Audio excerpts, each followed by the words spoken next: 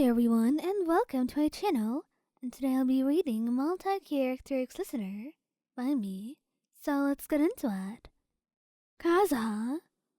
Kazuha gets soberly worried about you, so when he sees that your hand was bleeding, he will ask who caused it, and he will have his revenge. Because no one should ever be able to hurt you, and since your boss was overworking you, and that was the cause of his injury, he would storm over to your workplace, holding your boss by the collar and shaking him. And that's when he knew you really had to calm him down. You stopped him, gently, but your boss was a trembling mess. And Kaza looked at him in a threatening way. Just know not to be careless again. This will be your last chance, he said, before he took him out. And he held your hand gently in his, kissing the top of it, and telling you that you'll need to go to the doctor to take care of it, even though it was barely something. But he was a doting boyfriend, and that was that. Albedo. If someone hurts you, then Albedo is surely going to get his own revenge. You try your absolute best to hide it, but the thing is, he wasn't only a great alchemist, but he was a great detective as well, so he will find out, and he won't be able to hide it for long. And whoever it was that dared hurt you, they were going to get a very bad punishment. And he would be bringing them over to your house, bruised a little bit, but it looks like it was healed, so apparently he tried to tidy up the mess that he had made. And the person would be on their knees begging for your forgiveness. It's really fine, Albedo, there's no need to go so far, you say. But he just looks at you. Do you forgive what happened, Wayan? You don't have to. I really forgive him. Just let him go now, alright? He nods, and lets the man go, and he runs away as fast as he possibly could, while Albedo holds you gently, trickling, and kissing your cheek. He just wants to make sure that that person doesn't try it again. Alright?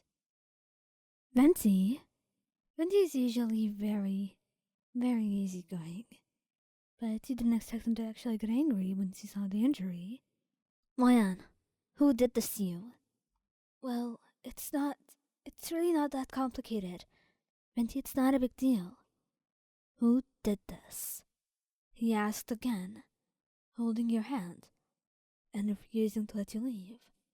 And that's when you just decided to tell him, because it seemed like there was no out of this conversation. You told him it was a coworker who had gotten mad at you, and you were scared to tell your boss since they wouldn't believe you, and that's how it happened. Venti truly spoils you the entire evening, and kisses you, deciding to cuddle with you until you to rest. And the next time you go to work, it's really strange because it seems like your coworker had stopped working there for some reason. Surely it couldn't be Venti, right? You wouldn't think he would do that. Scaramouche. Scaramouche would be very angry, which is why exactly you don't tell him. He could seriously harm that person, and that's not what you want. You don't want him doing something that would be too much of a response. But still, your leg was hurting, and you ended up falling. That's when he picked you up, took you to bed, and examined your leg to find an injury. And that's when I told him you had gotten into a sort of fight, after he insisted quite a lot that you tell him what happened. And then he went to investigate for himself. It turns out you got robbed, and that person had hurt you as a way to threaten you into giving them your stuff. That day, Scaramouche took everything they took from you back, brought it to you, and what happened to them remains a mystery to this very day. But it's known that no one else happens to see them again for completely mysterious reasons. Tighnari. Tighnari is such a kind-hearted sweetheart, so when you do tell him that something's wrong, he listens. And you just try to introduce the idea to him that you're hurt, that you need his help, and that you shouldn't worry at all about how it happened. But he doesn't stop asking you. Not at all. Well, please tell me what happened. Maybe that will help. Well, it's not really that complicated. I fell, that's all. I can tell you're lying to me. Please, Wyan. And that's when you tell him the truth.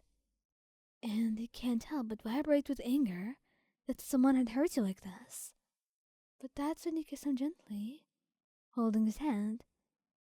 Seriously, it's nothing you need to worry about. Just give me the treatment I need, and that's all. I'll solve it on my own. Oh, he will leave you to solve it on your own, of course, but not without giving them a word, and perhaps a punch or two. Xiao? Xiao would know the instant that you got hurt, because he can sense the danger that was surrounding you, and he would teleport to you in an instant.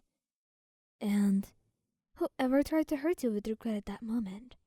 There is no way to escape Xiao's wrath. Thankfully, he doesn't do much that would be counted as permanent damage, but still, you can't help but feel guilty, even as Xiao holds your hand, kissing it gently, and reassuring you that they will be just fine.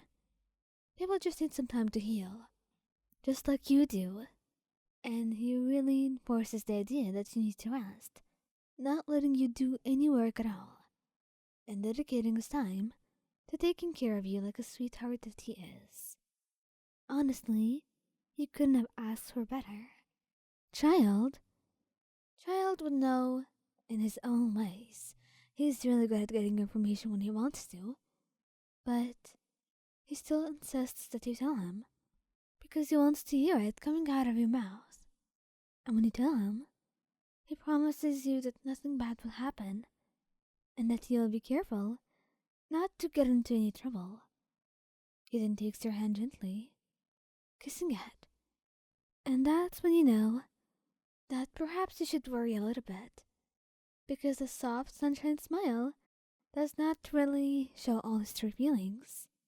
However, it's not like you could go out with that injury you had. So, Childe would be cooking for you, and waking you up with the softest and sweetest kisses, and a breakfast made by yours truly. And when you couldn't sleep, or just want to stay up, he would stay by your side, refusing to leave you in this time of need.